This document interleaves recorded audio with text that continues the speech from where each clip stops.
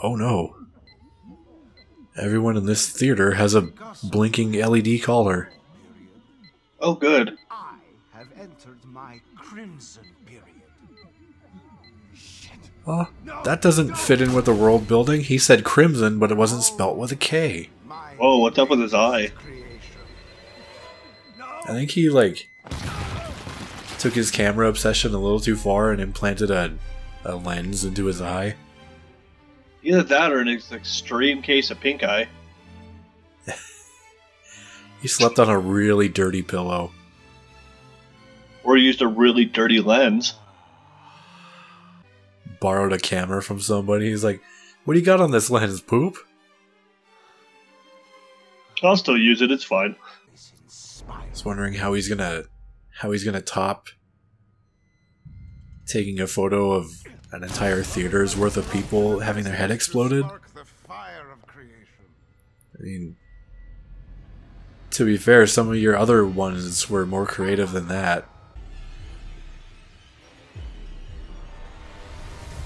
Ready to play Super Mario Galaxy?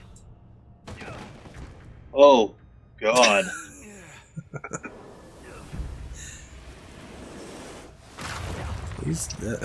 Galaxy would have been just a little bit better if every time you jumped to a different planet, Mario just kind of fell on his ass. Well, he kind of does that. Oh, I'm not used to the gravity here. Now, who is supposed to find this, like, scary? I don't know, I think this is just the scarecrow part. Yeah, from Arkham Asylum. Yeah.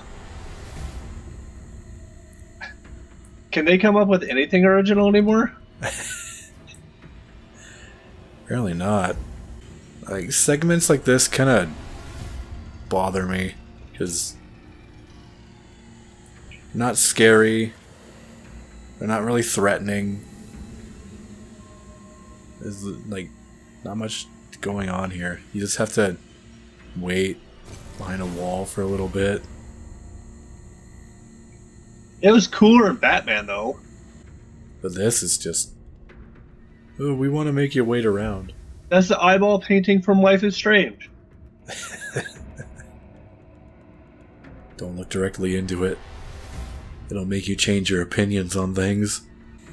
So this is a gripe that I have with a lot of modern horror games. Like,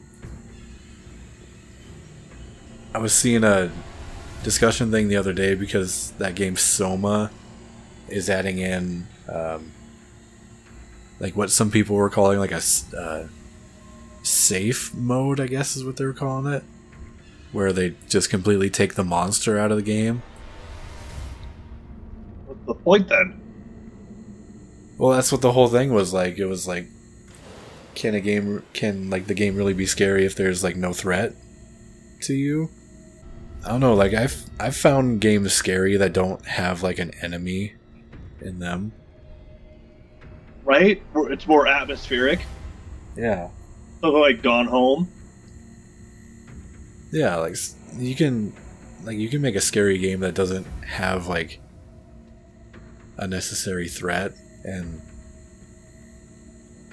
I've even recently heard people saying stuff like Silent Hill isn't scary because you have guns or like some other type of weapon to use.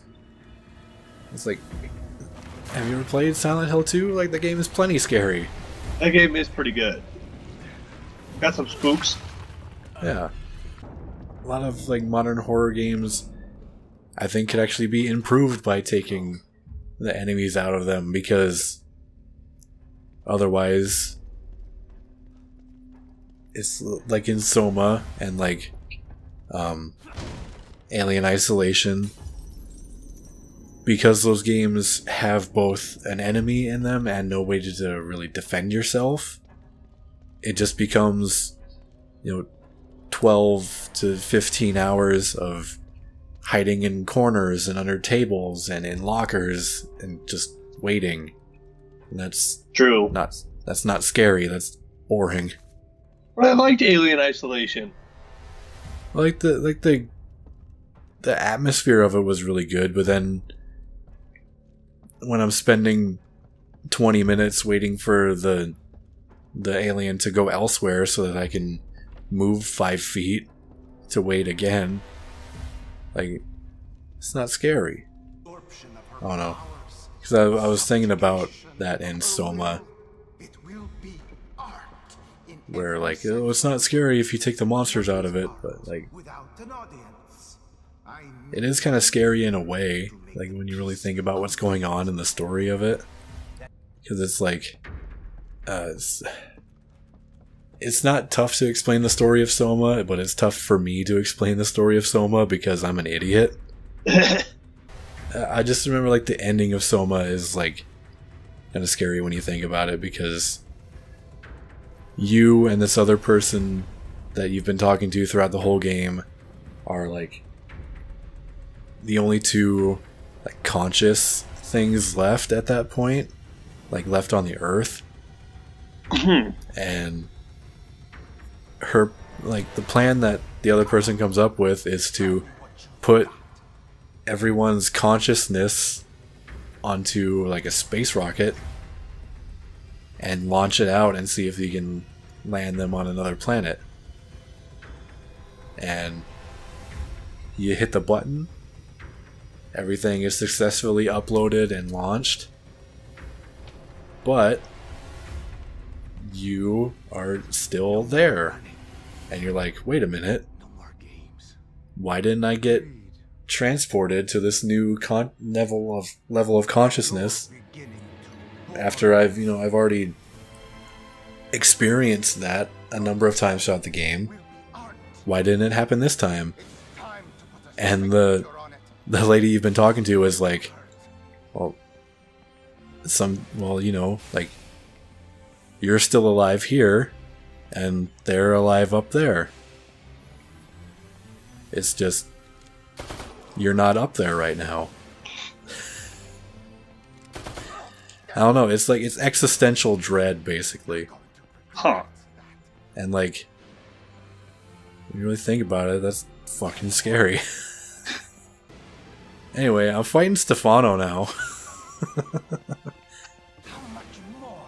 I know we haven't talked about Evil Within 2 in like half an hour. We haven't talked about Evil Within 2 like this entire session. This game's kind of stupid. Oh, he stabbed me in the other shoulder now. Why is it on your top game of the year list then?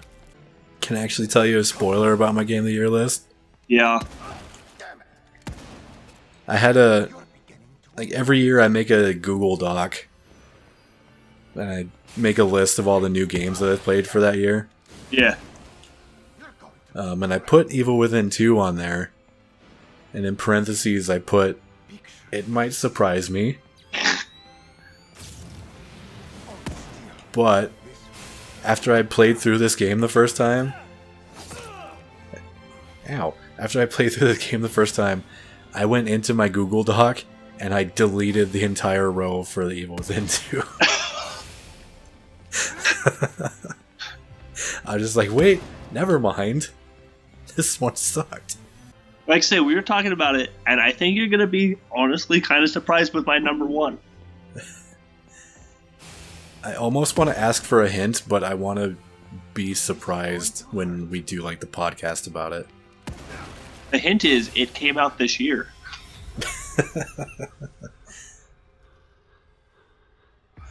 I mean, when you think about it, that does narrow it down. It does.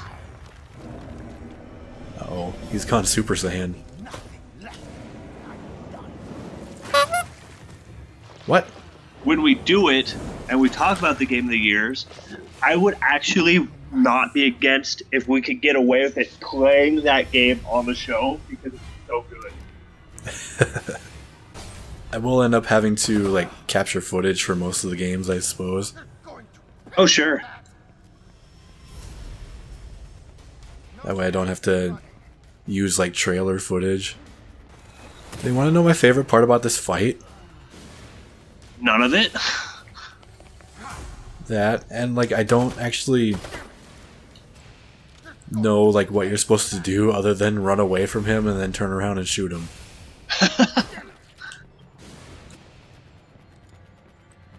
like he's got these traps set up that explode if you touch them, and like sometimes you can get him to run into them,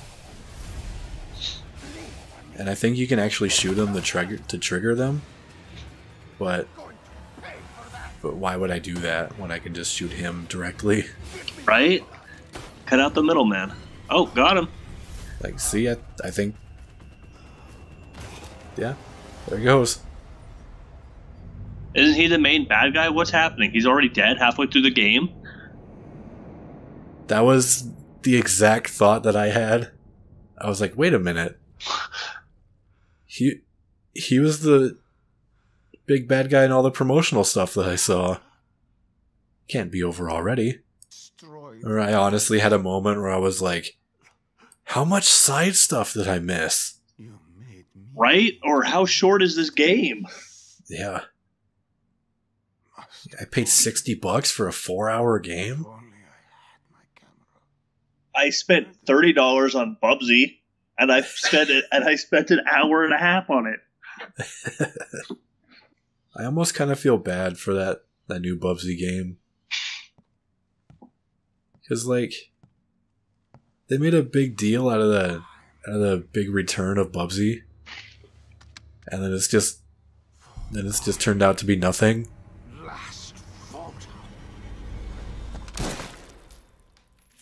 To be fair, though, at the end of it, spoilers, it says Bubsy will be back soon. Wow. So, he's not done yet. Don't be afraid. They've been secretly planning a whole new trilogy. Dad. No. Ending in Bubsy 3D2. But what if they call it Bubsy 3D2 :4D? Honey, It'd be in I know that's what Fur-D. they told you, but Oh, it's not true. yeah, you're right. Lily, please. Oh no, it would be Bubsy Fur K. Come out, Lily. Oh, yeah, it would. You don't have to hide. Or Bubsy Forever. Ooh. Ugh.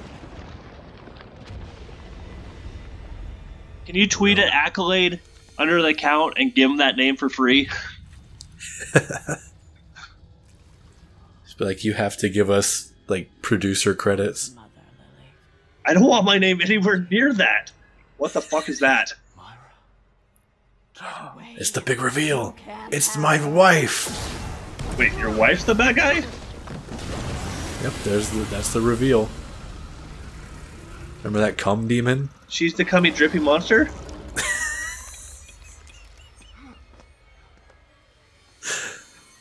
Lily. You know, there's some sort of weird allegory there, I'm sure. I haven't found it yet. Oh no, we fall.